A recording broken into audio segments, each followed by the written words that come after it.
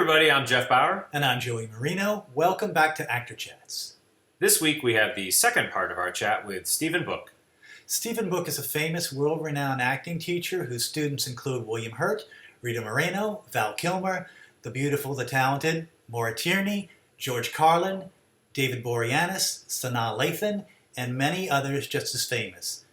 He's taught a whole generation of our best actors. His books, Book on Acting, Improvisation Technique for the Professional Actor in Film, Theater, and Television, and The Actor Takes a Meeting, are available on Amazon.com. You can also find more information about classes on his website, www.stephenbook.com, and that's Stephen with a PH. This episode, Stephen talks about normal acting teaching or reactive teaching versus his improvisation technique. So here is Actor Chats with Stephen Book.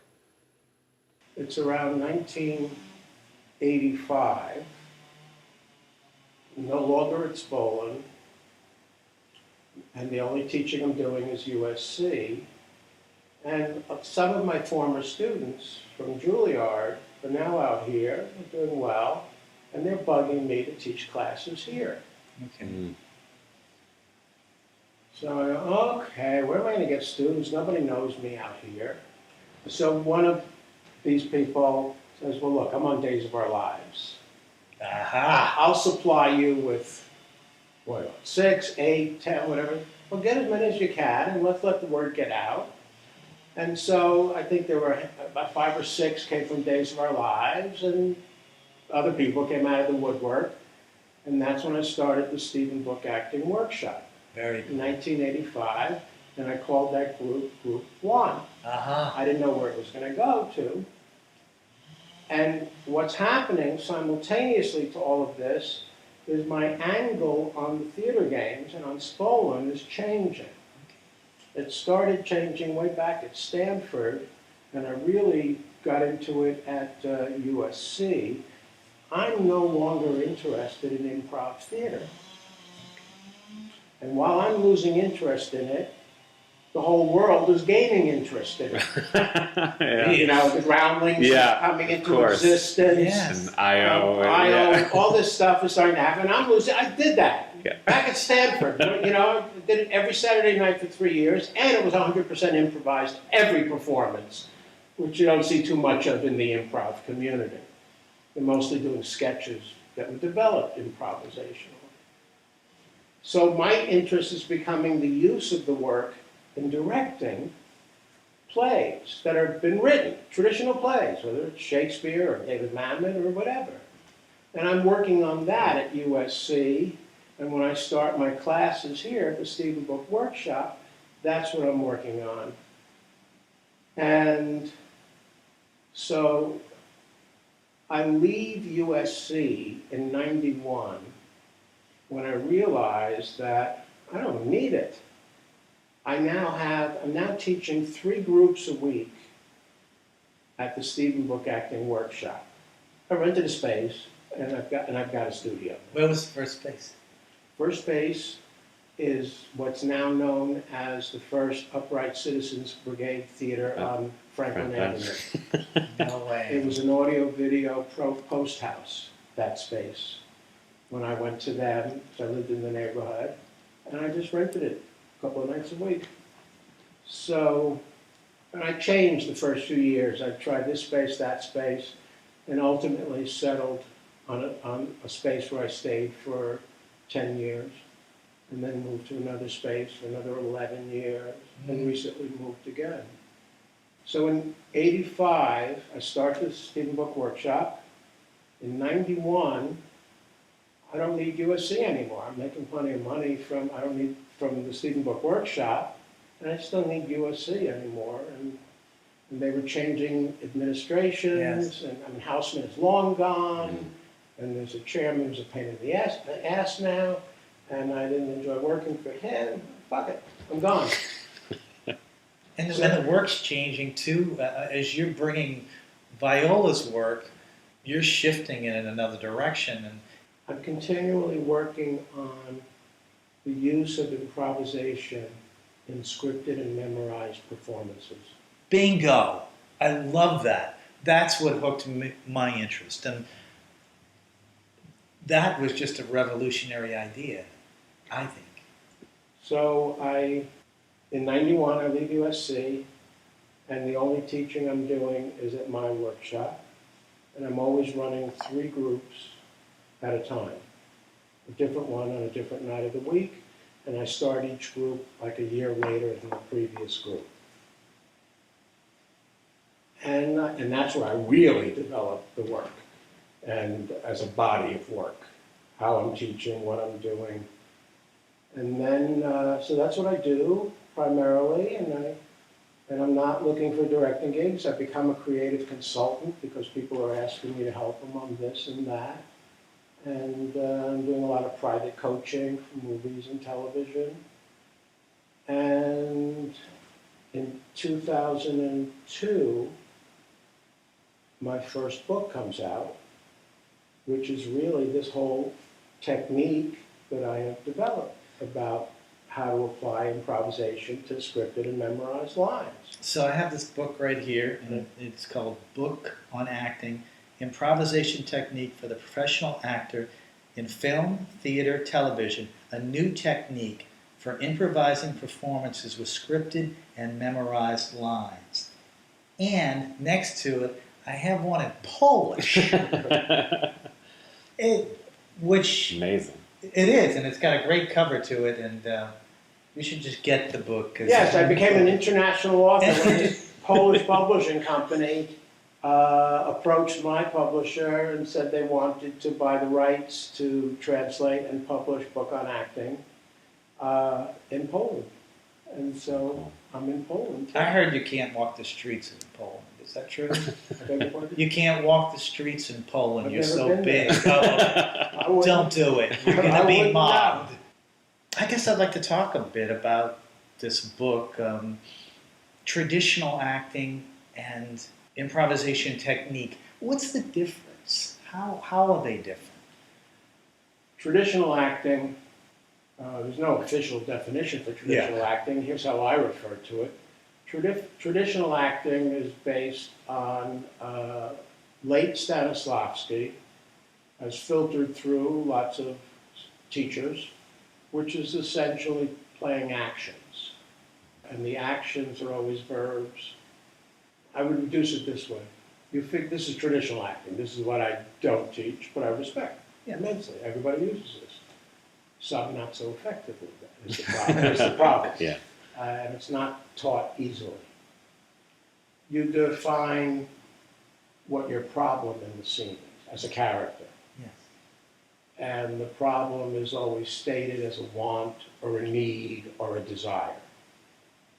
And then after you interpret, it's an interpretive process, the actor interpreting about his character. After you articulate what you want, need, or desire, the problem, you then ask yourself, well, what are the obstacles to getting that? Yes. And then, after deciding that, you then say, well, what am I going to do that's going to overcome the obstacles and get me what I want? Now, that thing that you decide you're going to do, that's called the action. Yes. And so, traditional acting is some variation on what I just said. You know, sometimes it's just reduced to what's my objective in the scene. Right. Yeah. What do I want in the scene? Yeah. What's my task? Yeah. Yes. Do you follow? And I've discovered many actors don't fully understand how it's really only effective if you do it thoroughly. Therein lies the rub. In other words, many teachers, many acting teachers and students will think that they just have to know what they want. Other acting teachers and students will focus on, well, what do I have to do to get what I want? Leaving out the obstacle part of it. What they're up against. Follow? Yeah. And that's Yeah. a major part of it. Mhm. And then there are those, the thorough ones, who do the whole thing and do it on every single line of dialogue. Okay. And I had learned that actually in college. It was the first time I was exposed to it. I had a teacher who believed in that. And that's traditional acting. It's dogmatic.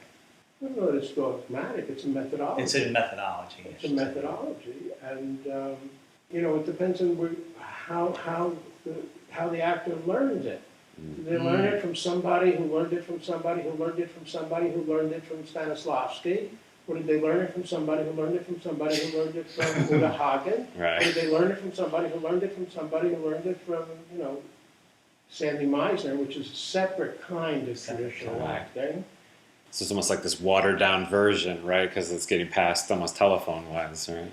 Right, and and sometimes it's improved. Mm.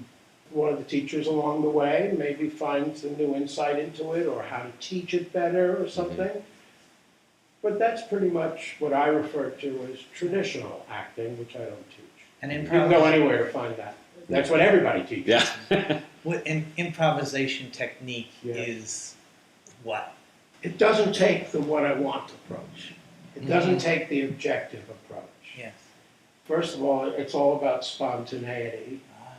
And I've been thinking recently that it's like, you'll like this, Joe, and you're going to like this a lot. I think I came up to it anticipating this conversation.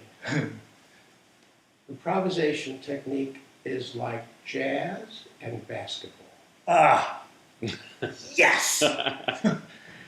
It needs a structure, and then it needs a riff. Pete Nice. Maravich. Yeah. It's like A great Pistol riffer. Pete. Yeah. Right? But he couldn't do the riff if the structure wasn't there.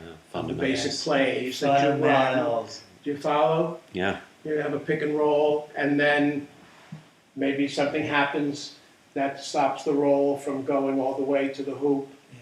and so the guy with the ball has to riff. Right. Do you follow? Basketball is structure and then a riff. Yes. Jazz Mm-hmm. Absolutely. is structures, and then the musicians riff, and they return to the structure. They expand the Right. structure. And improvisation technique is the acting version of that. And in class, the actor learns all of the structures and how to do them. And they learn how to riff. It seems to me, I don't know about you, Jeff, a lot of the classes tend today in traditional acting and such, it seems to be kind of like reactive teaching.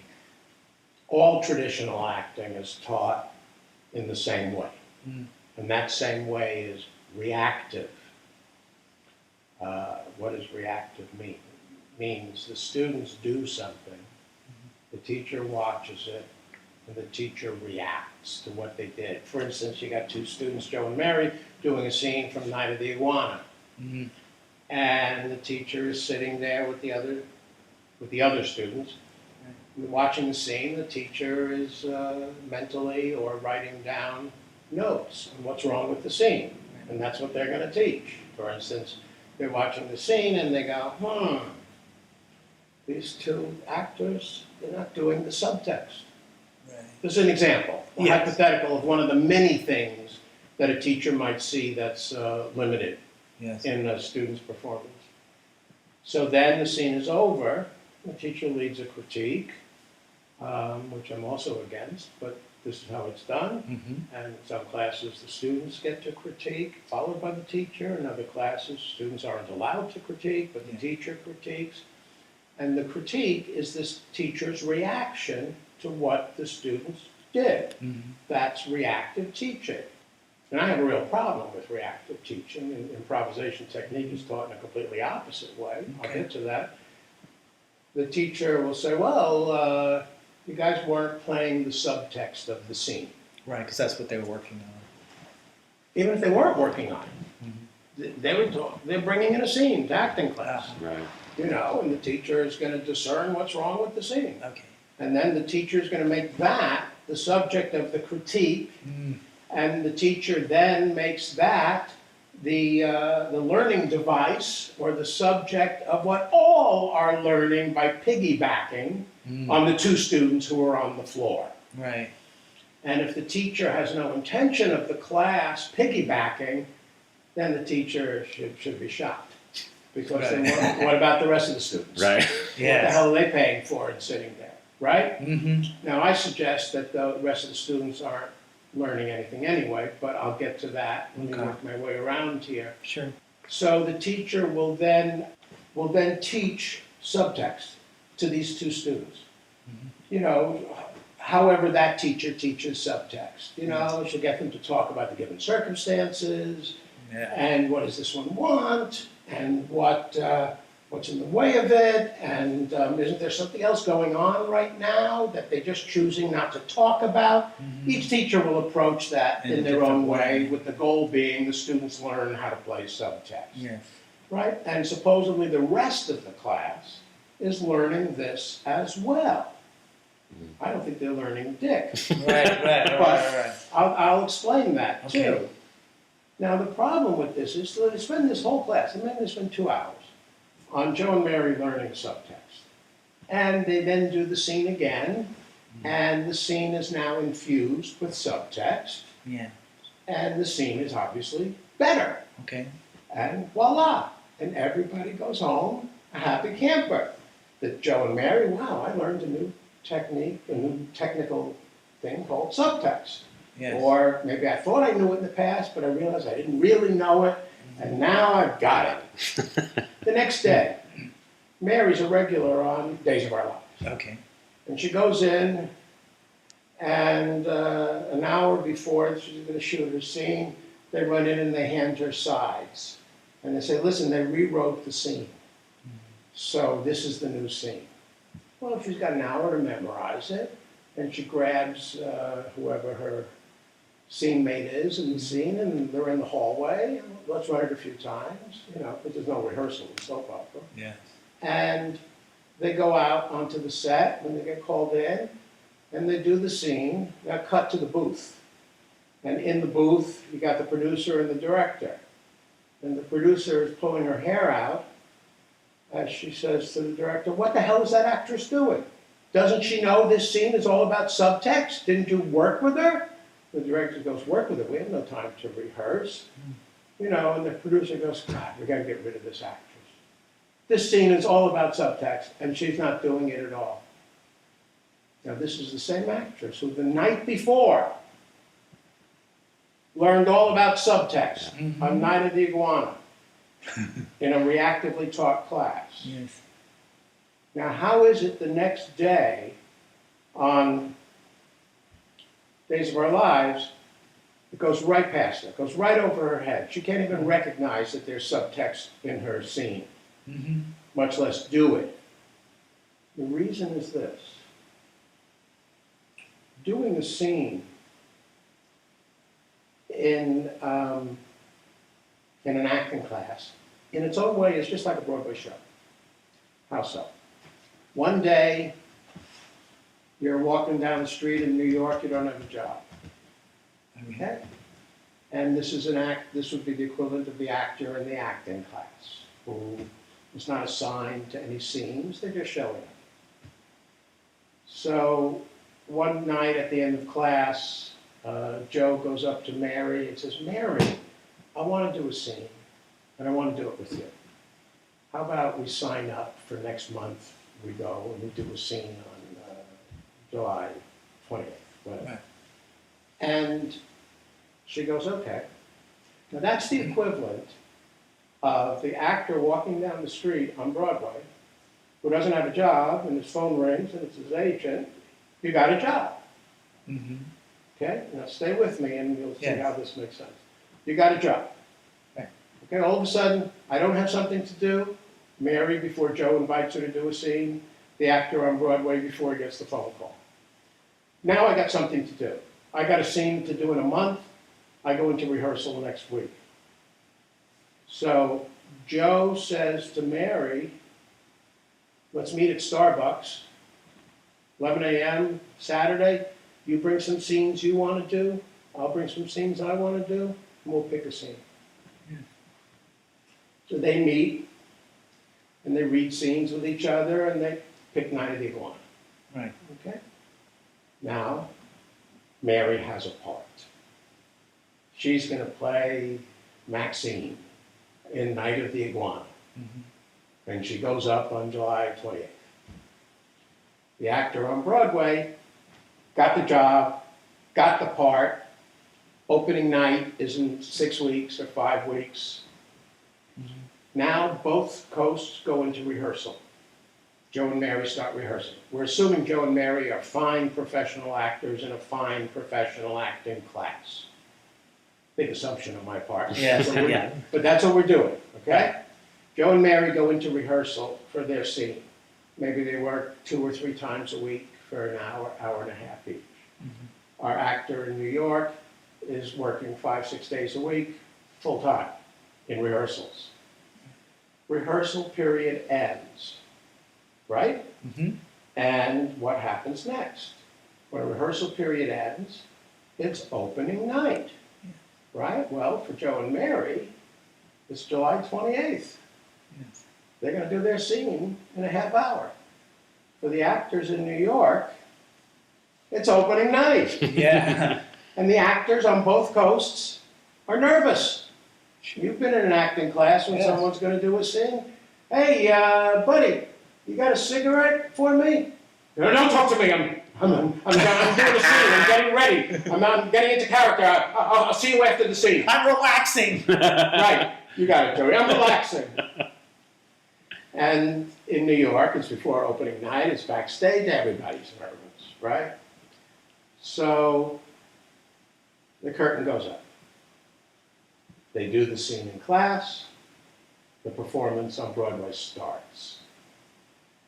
The show is over. The scene is over. In New York, curtain comes down. Everybody goes to Sardi's and waits for the reviews. The scene is over in class. What happens? The critique, the reviews. You see how it's all very similar in the process? Yeah. Now, what does this have to do with her not spotting the subtext on Days of Our Lives the day after she learned it on Night of the Iguana? The subtext that she learned with Night of the Iguana is attached to that whole project that started with Joe saying, Mary, you want to do a scene with me? Going to Starbucks, picking the scene, rehearsing it, doing it in class, getting the critique. What she learned about subtext is a part of that whole project. Wow. The Night of the Iguana project. Interesting. And if another scene that she has to do on another occasion, i.e.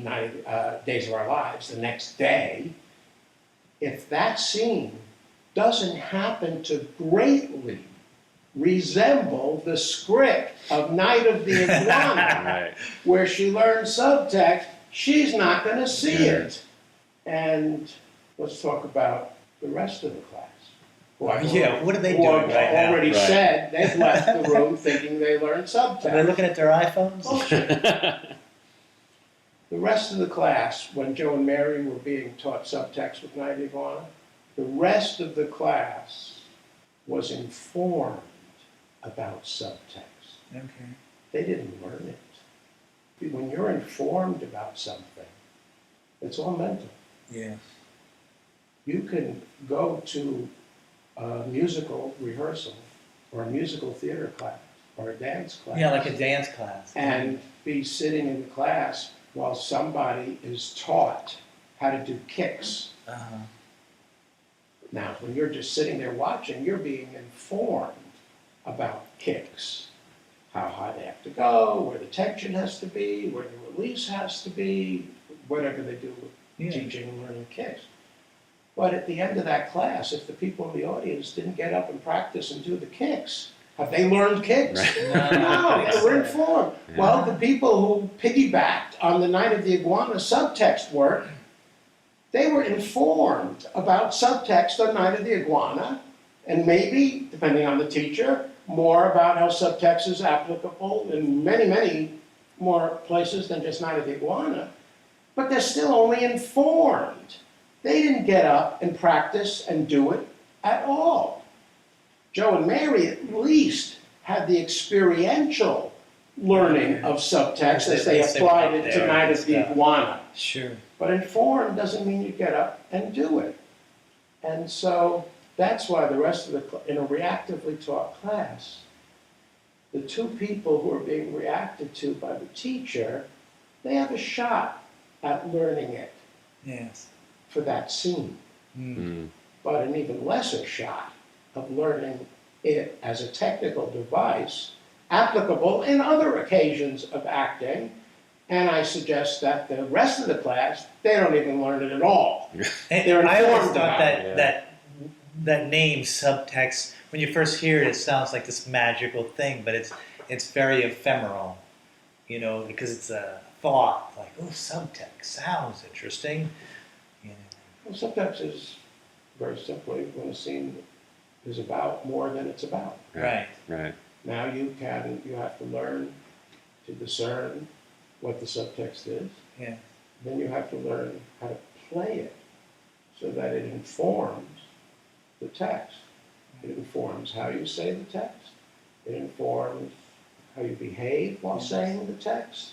That's what subtext is. Sure. Right. And it's easy. You guys could both go take a quiz on acting right now and answer a question on subtext because of what I just said. Yes. Doesn't mean you can get up and do it. Right. Right. Much less do it technically so that you know how to do it. I gotta do this, I gotta do that, and I gotta know how to spot it in every single scene in the world that needs it.